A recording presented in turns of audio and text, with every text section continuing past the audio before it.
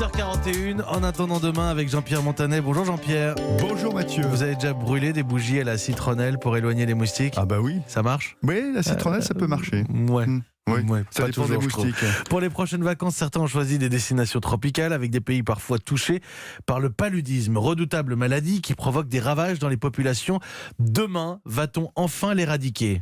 Bien, écoutez, aujourd'hui, faute de vaccins efficaces et bon marché, la prévention reste encore la meilleure arme avec des moustiquaires imprégnés d'insecticides. Mais la résistance de ces bestioles aux répulsifs et aux traitements antipaludéens classiques empêche de programmer la fin de la malaria. L'OMS espère seulement d'ici 2030 de réduire de 40% la mortalité mondiale.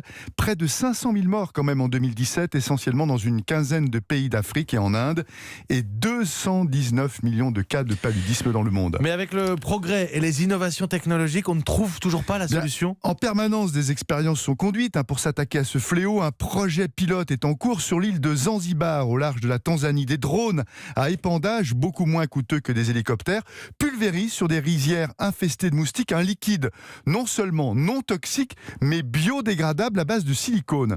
Il forme alors à la surface du sol un film très fin, censé étouffer les larves et les faire disparaître.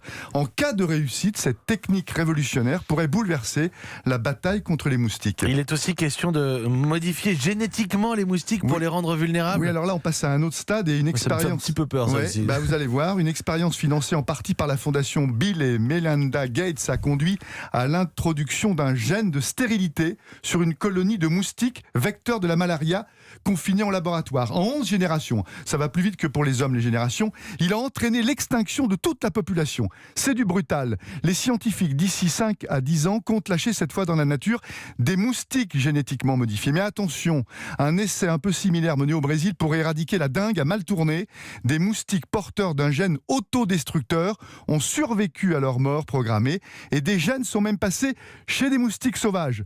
Tentez d'éradiquer la malaria, oui, messieurs les scientifiques, mais sans jouer, s'il vous plaît, aux apprentis sorciers. Je n'ai rien à ajouter. Jean-Pierre Montanet, en attendant demain, c'est tous les matins sur Europe 1. Il est 8h43.